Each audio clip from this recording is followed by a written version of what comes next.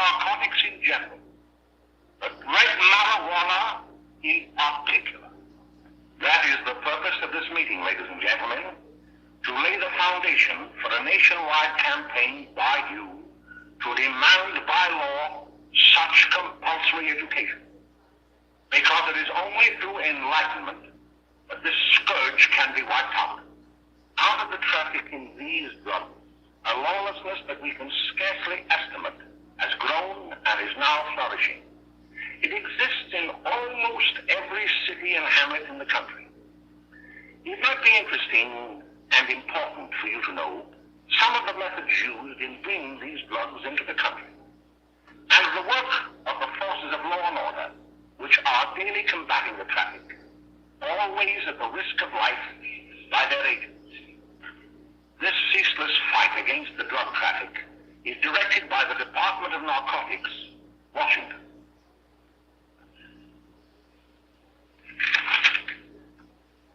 I've received a letter of vital importance from a member of the Narcotics Bureau.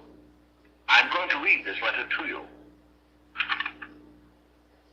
My dear Dr. Carroll, the suppression of the use of marijuana and of the forces lurking behind it are the most important jobs this department is now engaged in.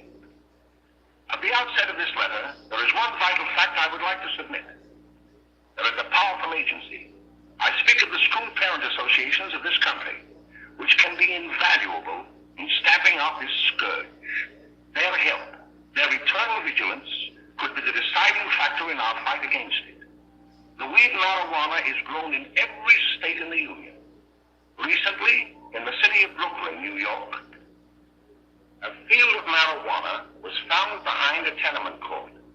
The weed was here being cultivated, regularly stripped and dried and sold in schools and at government army posts in and around New York. I've got a problem that I'm pretty sure you can help me with. Yes, you will be paid for helping me. Actually paid really, really well. Before you skip this video, let me quickly show you a few of the people that have already started helping me. Here's why I need your help. I'm on a mission to recover $10 million within the next 12 months to American patriots. The dried leaves and berries are ground up and made into cigarettes by a simple hand machine. The deadly narcotic is thus quickly and easily prepared for its market. The sale of marijuana is even more difficult to detect and halt than the traffic in drugs such as opium, morphine, and heroin. They are hidden in fake jewelry cases, in the heels of shoes, women's shoes especially, because the drugs can be secreted in false heels. Hollowed shaving brushes are another medium.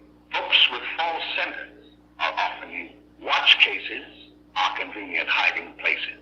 The value of drugs thus seized is enormous. Recently, a huge supply of heroin was taken. It was concealed in an apparently harmless shipment of 35 barrels of olive oil. The deadly drug was burned in the incinerator of the Bureau of Engraving and Printing. And more vicious, more deadly, even than these soul-destroying drugs, is the menace of marijuana. No doubt many of you do not believe that these things do happen, but they cannot happen to you. You may also believe that the facts have been exaggerated. Let me tell you of something that happened right here in our own city. You probably read about it in the papers. However, I'll give you the real facts behind the case. There was an apartment near one of our high schools. It was run by a woman known as May Coleman.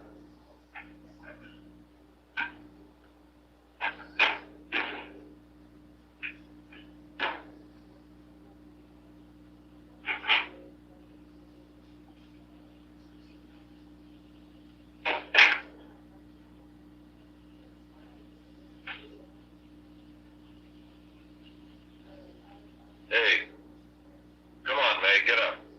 What time is it? Time to get up and give this place a going over. Looks like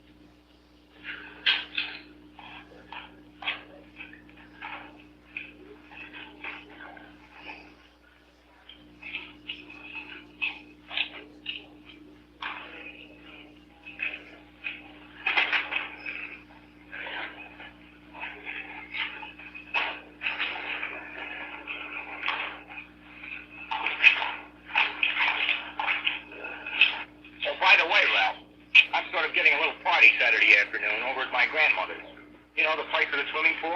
Like to come? Thanks, Eddie. Maybe I will. I'd sure like to have you. Okay, I'll probably drop over.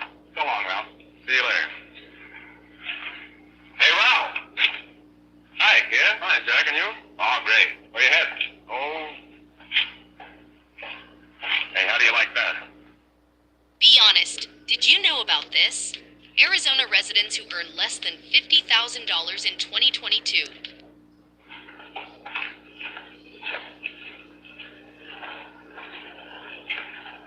That's the one I was telling you about. Very nice. I don't know why you want to make such a fuss over that Ralph Wally. Oh, he's a swell swimmer. He made the freshman team that year he went to college. Yeah, that messed him out. My dad knows his family. None of them are any good. Father and mother just got a divorce in Paris. Yeah? You know, Ralph runs around pretty much on his own. He's been in a couple of jams. Well, I only try to say hello to him. I don't go around with him. Well, you better not. He's a little too old for it. That's what my dad said. Hello, Mary. How are you, Bill? How are you, Ralph? Oh, hello, Ralph. You know my brother Jimmy, don't you? How are you? Well, I'd like you to meet a friend of mine, Jack Perry. Mary, Bill. How do you do? Glad to know you. We're going over to Joe's place. Why don't you come along? We have a date to play instead of doubles. Oh, you can play anytime. Come on, we'll have some laughs. Oh, we can't today, Ralph. Some other time. Can I go along with you? Sure. Hey, I'll see you at dinner, sis. Don't be late, Jimmy.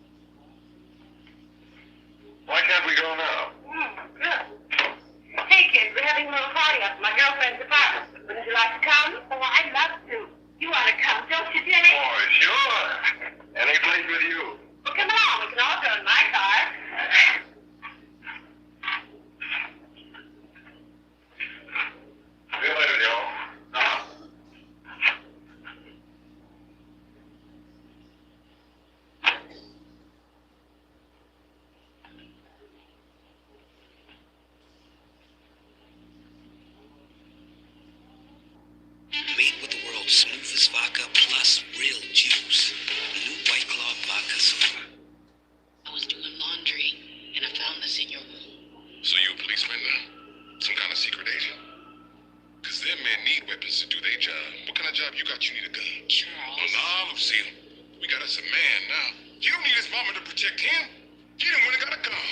Pops is not like that. Then what's it like, Demetrius? Because right about now, I don't think I want you around my kids no more. So you thought a gun and I ain't your child? Is that what you're telling me? No, that's not what he's saying. It's sweet of you to help me, Phil. Well, I'll try anything except the best in time. Why, Phil, don't you want to learn something about running your own home? The answer is no.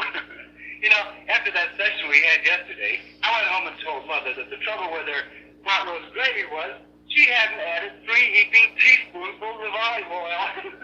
What did she say? She didn't say anything. She just threw me out of the kitchen. Oh, I don't wonder. Hello, children. Hello, Mother. Hello, Mrs. Lane. That was sweet of you, Mother. Gosh, hot chocolate. Thanks, Mrs. Lane. I know you can't study on empty stomach. Now then, enjoy yourself. He will. She will too, Mrs. Lane. May I? Oh, thank you, kind sir. You're so very, very kind. Mary, before we do that, ma'am, how about reading some of this? It's swell. Romeo and Juliet. Don't you like it? Uh-huh. You know, when I study this, I kind of think of you. I just sort of feel as though you're there beside me. Well, listen. It is my soul that calls upon thy name. How silver sweet sound lovers' tongues by night, like softest music to attending ears. Romeo, My dear, what o'clock tomorrow shall I send to thee? by the hour of 9. I will not fail. 'Tis 20 years till then.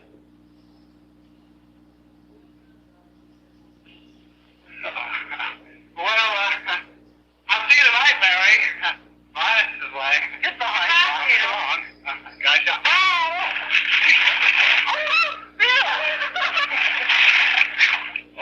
Gosh, I guess I'm all right. Well, bye. Bye. Hey, Dad!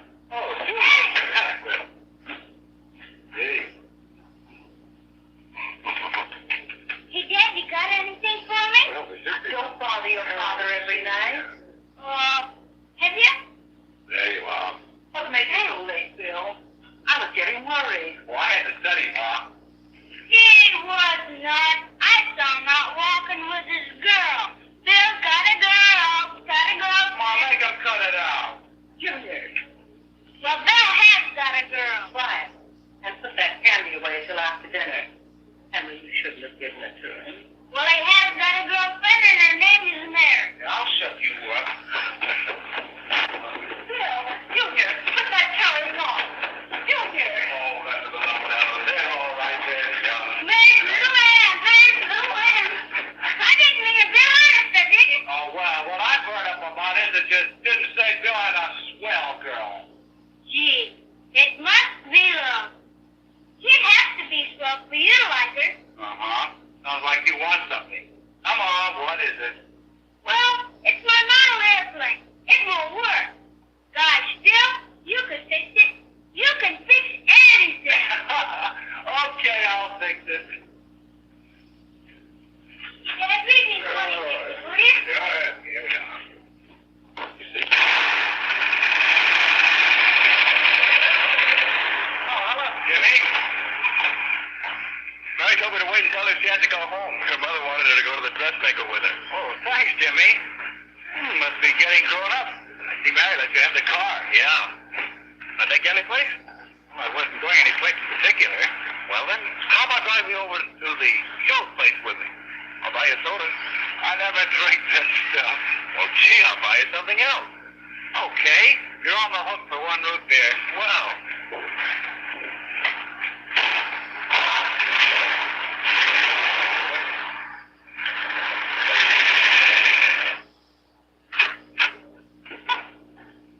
Hi, Bill. Hi, Jimmy. Hey, Jimmy. Hello, Jimmy. Hello, Bill. Come on, slide in. Hello, Lance. Hello, Ralph. Hello, Lance. How have you been, Ralph? 2 sodas. No, I need 1 soda and 1 root beer. How's Meg? Well, she's fine. We're going up to her apartment this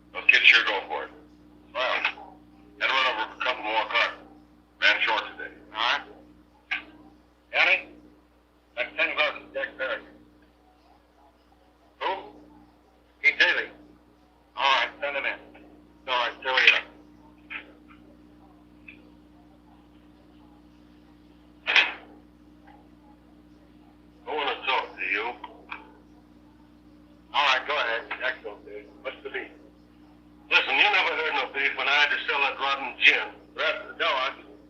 You know what I don't need to do that bad? Taking 2-bit pieces from kids. There are millions of 2-bit pieces just begging to be taken. Don't be a dope. I'm just dope enough to draw the line selling hungry kids. All right, Pete. You know what my policy's always been.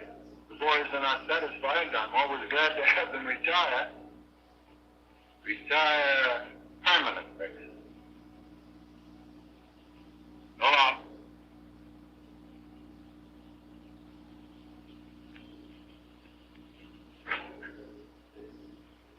I only wish you had a couple of kids so I could get out. All right, Zach, pick up your stuff from down here. I'll be ready by now. Okay, boy.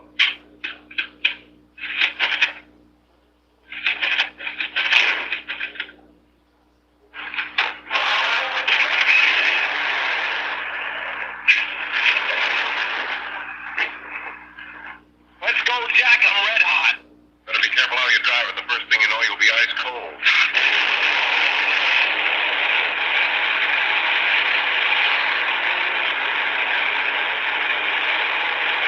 Take it easy, kid. Slow down. You'll kill somebody.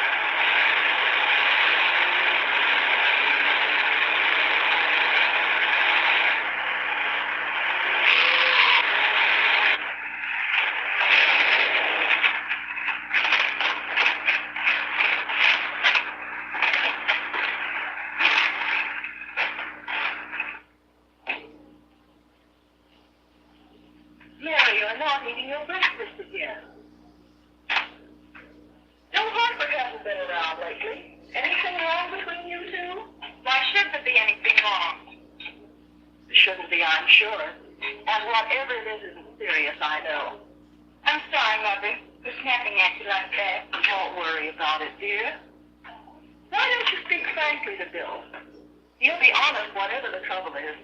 I'm sure Bill Harper never lied about anything. Yes, that's right. Bill's mother says he never lied. There, you see? You think it'd be all right if I speak to him about it? Why, of course. Oh, Jimmy.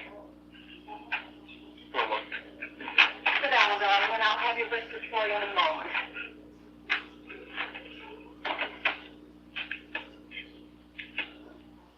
Jimmy, What have I got to worry about? why'd have to tell me? Well, for Pete's sake, don't start to cross-examine me, will you? I'm all right. Jimmy! Don't let Mother see you like that.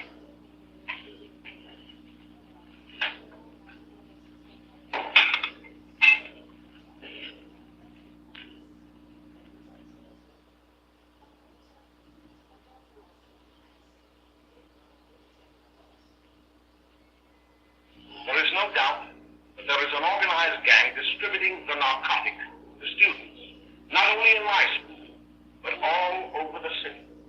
You government men have got to find some way to put an end to it. Of course, I agree with you, Dr. Carroll.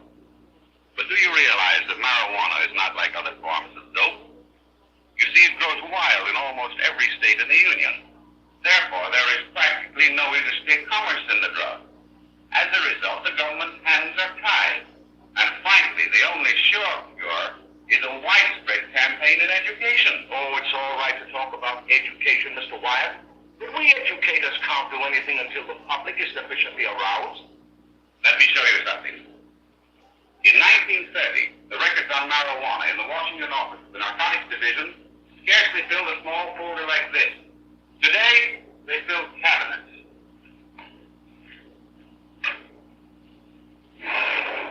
All these devoted to marijuana records.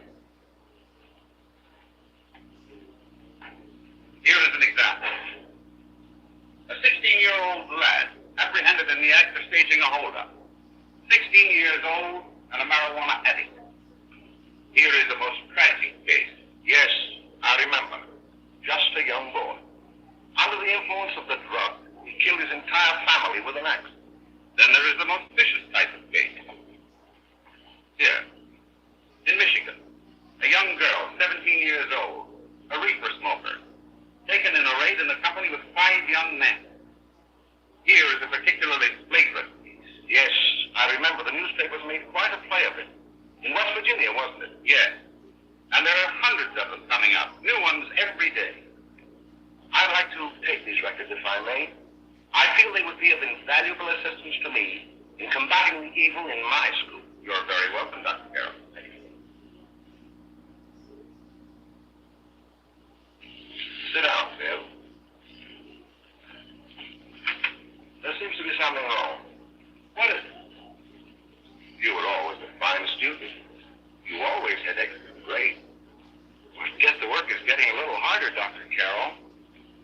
No, it isn't that. Bill, I'd like to help you. But of course I can't unless you let me. You're undermining your health. Well, there's nothing, Dr. Carroll. Really, there isn't.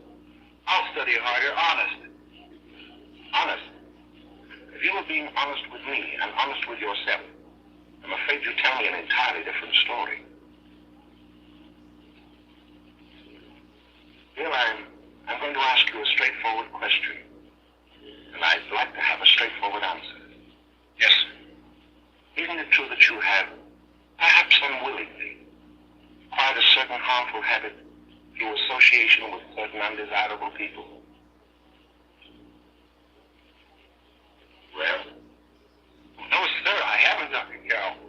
Well, that is, you see, I'm worried about something at home. All right, my boy? We'll just have to let it go at that.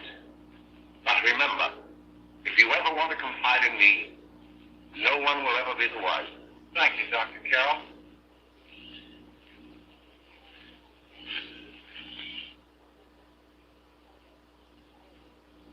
Hello, Mary.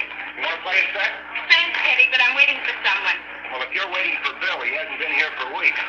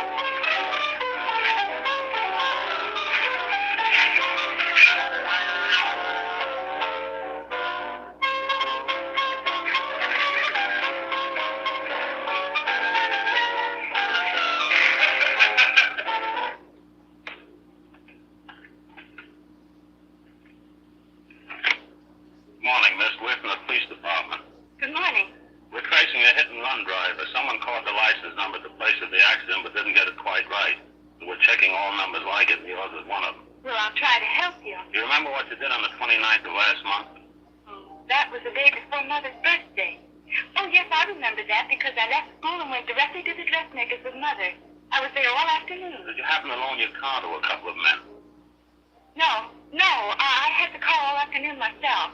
Thanks, miss. Sorry to have troubled you. Tell me, was the person killed? Fortunately, he wasn't, but that's still no excuse for hit and run driving.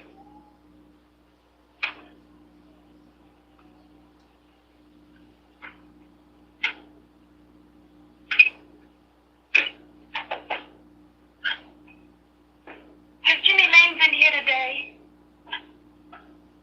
He was in. He went over to May's place. You know where that is. Well, he was going to wait for me here, so he didn't give me May's address. Are you sure Jimmy didn't leave any message for me? Mary? No, he didn't. But I guess you're okay. I'll write it down for you.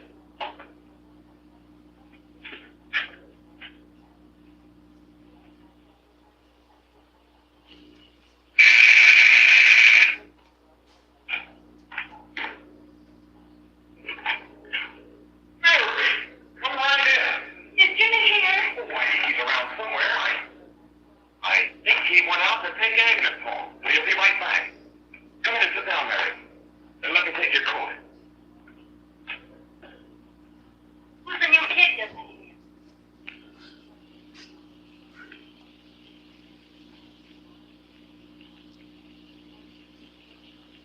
Oh, it's that gal that Ralph's going overboard. Funny, we've never been able to get her out here before.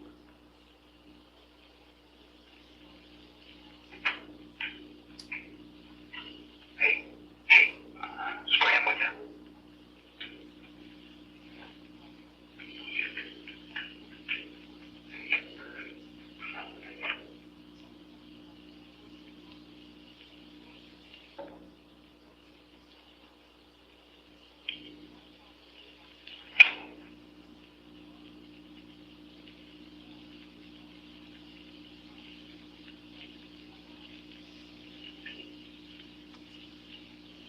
Smoke, Mary?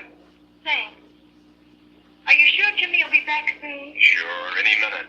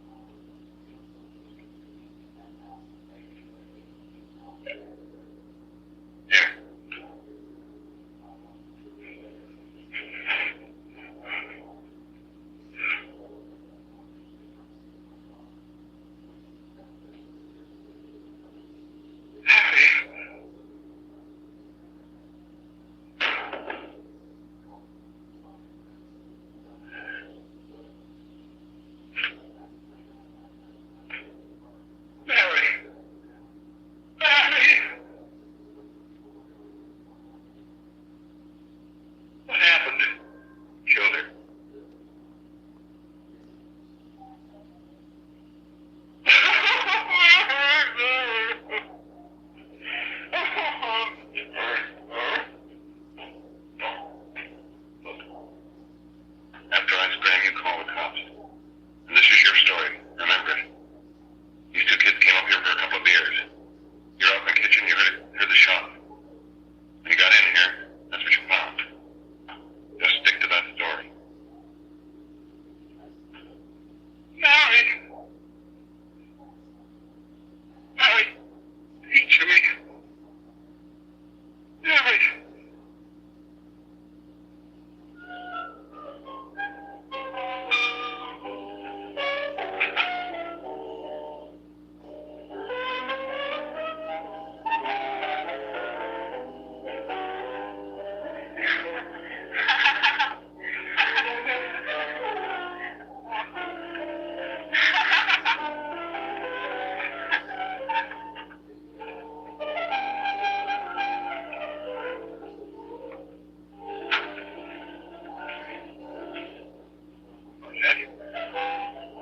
I was just talking to a friend of mine.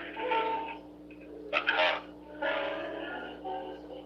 Sergeant on the homicide squad. Guy you hit that day died. Died? You didn't know. I didn't crack. I'm not going to. Nobody will ever know you were driving that car. Thanks, Jack. As long as you keep your mouth shut that you were ever up in May's apartment. Why, sure, Jack, sure. Okay.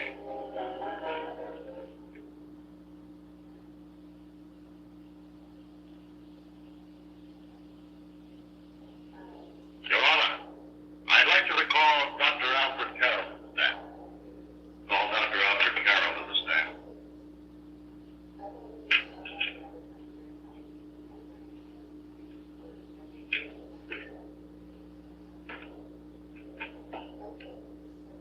Dr. Carroll, as principal of the Lakeside High School, did you, during the last 3 months, notice any changes in the demeanor and attitude of your student, William Hopper? Yes, in a number of things. For example, at times disassociation of ideas. In another instance, I happened to attend the recent interscholastic tennis matches, and while Bill Harper had been considered an exceedingly good player, I saw him miss the ball by as much as 3 or 4 feet. This, I understand, could be attributed to the use of marijuana.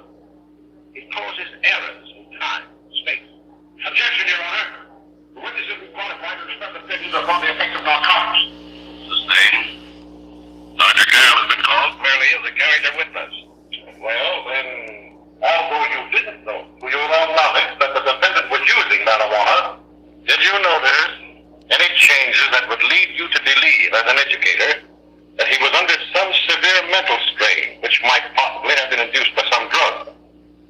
Yes, I recall distinctly a few weeks ago. It was during a class of English literature. There was a serious discussion of Shakespeare's Romeo and Juliet, when he suddenly burst into an uncontrollable fit of hysterical laugh. Oh, by the way, Dr. Carroll, 6 months ago, what would have been your opinion regarding the character of my client? He was a fine, upstanding American boy, a good scholar, a good athlete, and representative of the caliber of young men we are proud to graduate from our school.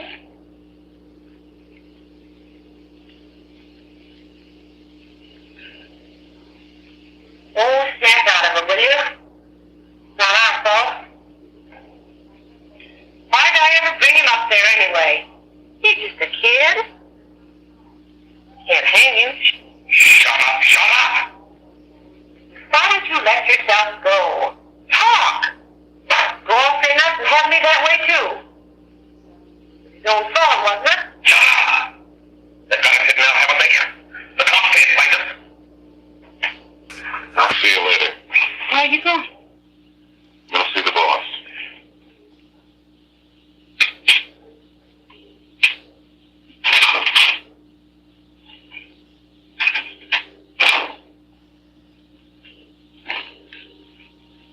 Hello, Jack. Hello, boss.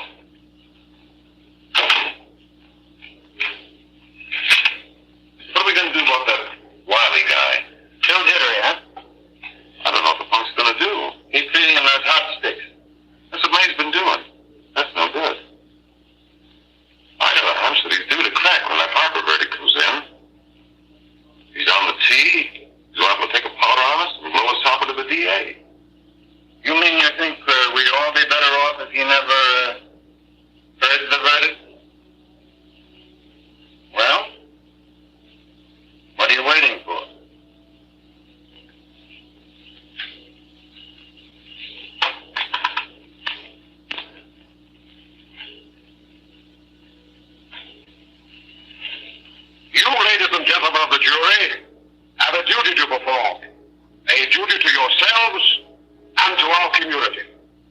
Mary Lane is dead. The evidence you've heard at this trial could not have failed to convince you of the guilt of the defendant. By his own admission, he pressed the trigger of the weapon that sent lovely and innocent Mary Lane to a tragic and untimely death. We are not so much concerned about the motives behind the deed as to the deed itself.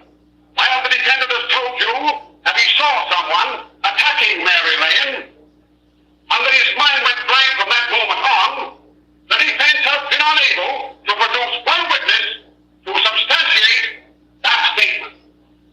Ladies and gentlemen of the jury, you heard able men testify at this trial, men who have tried to bring out the fact that the defendant might have become momentarily insane when he fired the shot that killed Mary Lane.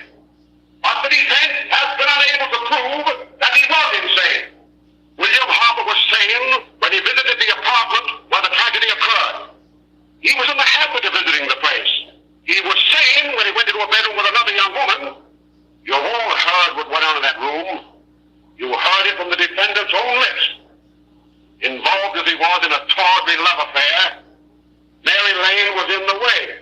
She had found him out. In a moment of anger, he deliberately and willfully killed her. If such deeds are permitted to go unpunished, this community would cease to be a decent and safe place for us or our children to live. I do not believe I have to plead or even demand that you bring in a verdict to punish the defendant for the crime that he has committed against society. You are upright citizens. That is why you were chosen to judge another. And as honest, upright citizens, there is only one verdict which you can find, and that is a verdict of guilty. And this court will be adjourned until the jury's verdict is reached.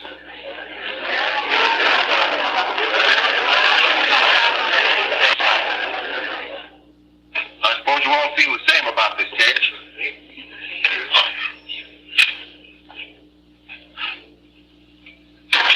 That he might have been insane when he did it? No, he wasn't. He knew what he was doing.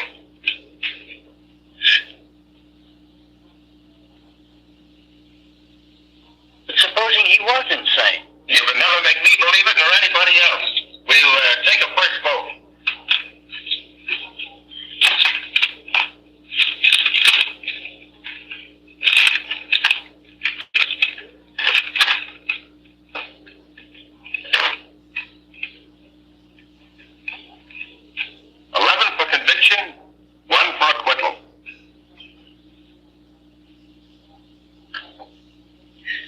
Reasonable doubt about the boy's sanity. We can't. No doubt about the fact that he murdered her. He admitted it himself.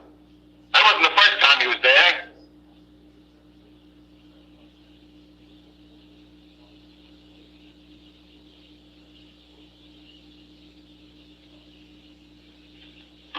We gotta make an example before boys like that contaminate all of our children. We can't have every murderer hiding behind the gag that he's insane. Sure, they see red before they kill somebody. But whose fault is it?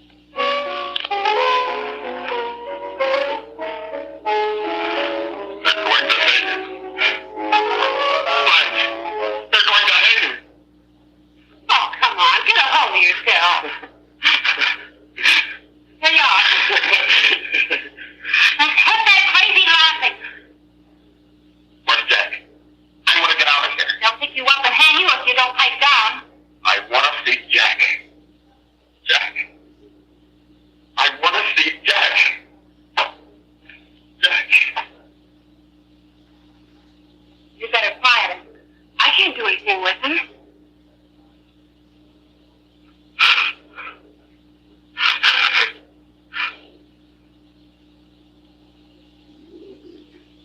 I've got to see Jack. Whatever, let's get ahead.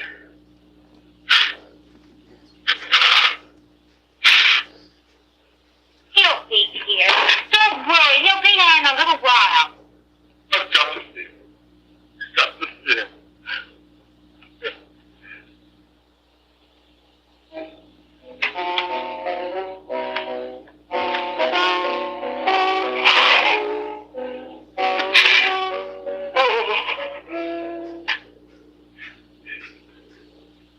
Come on, darling.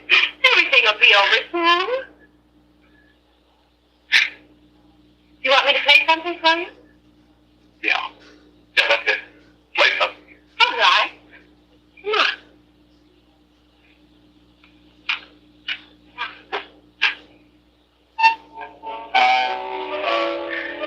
Honey, give me a smoke, will you?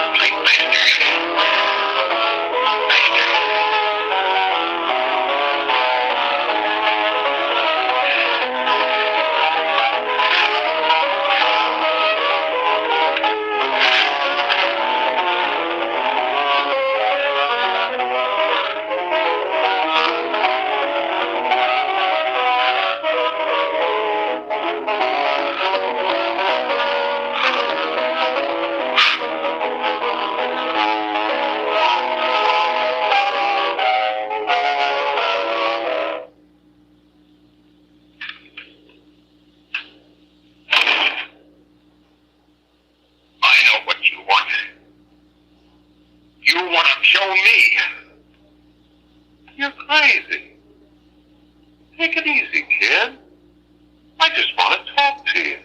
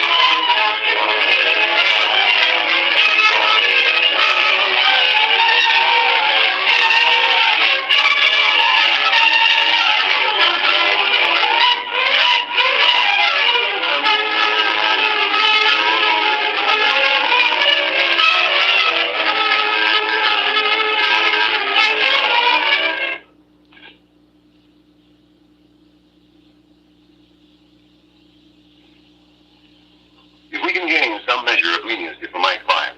She is prepared to enter a plea of guilty and, in addition, turn state's evidence in the case of William Harper. I regret that this court is not prepared to bargain with justice. I'll tell you what. I was there. I saw it. I know who killed Mary. And I'll tell you who killed Mary Lane. It wasn't Bill. It was Jack. Jack Perry. He shot Mary and then he put the gun in Bill's hand. We were all at the apartment one afternoon. Then Mary came in looking for her brother.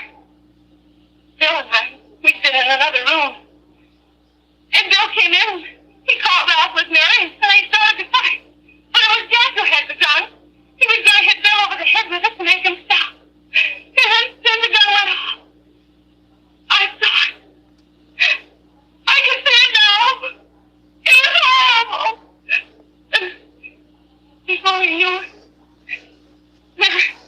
Mary was dead. I could see Dad. Bill didn't know I hadn't killed Mary. He was so built up, they made him think he had. Ralph wanted to tell you too. Oh, if they don't let him. But this is the truth, Dad. I'm telling you the truth. After Jack saw the Mary was dead, he put the gun in Bill's hand. It was Jack's fault. And it was my fault too. I got all of them to come up to the apartment. I'm just as much to blame. I am. Do I understand you wish to plead guilty to a charge of fostering moral delinquency in the case of William Harper? Yes, I'm guilty. I am.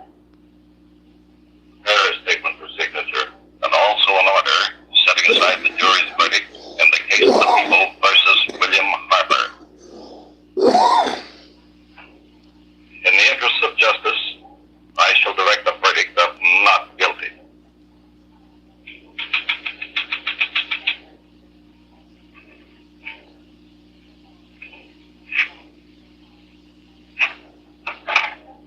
Sign here, please.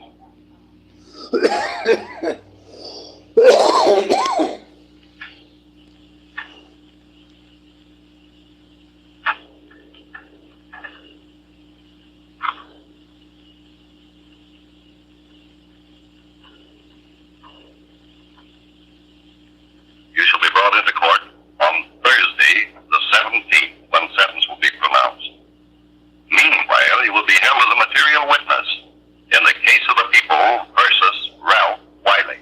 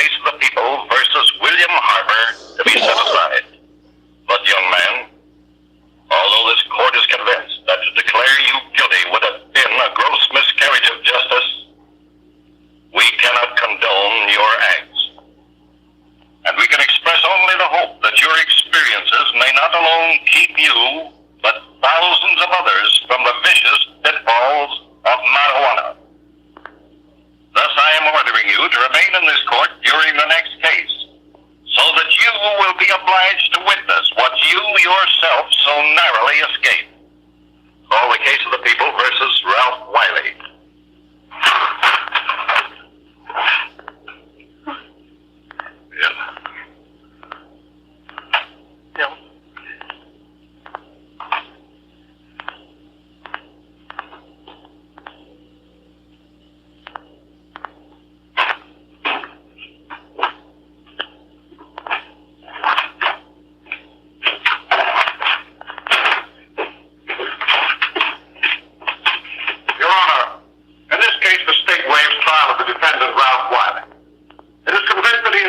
Incurably insane, a condition caused by the drug marijuana to which he was addicted.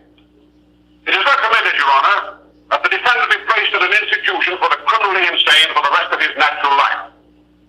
Defendant counsel joins the state in this request. Since counsel for the defense, as well as counsel for the state, seem to agree on this, I see no reason why the request should not be granted. Yes. That happened right here, to your neighbors. It is not too much to say that in your hands lies the possibility of averting other tragedies like it. We must work untiringly so that our children are obliged to learn the truth, because it is only through knowledge that we can safely protect them. Failing this, the next tragedy may be that of your daughter, or your son, or yours, or yours, or yours.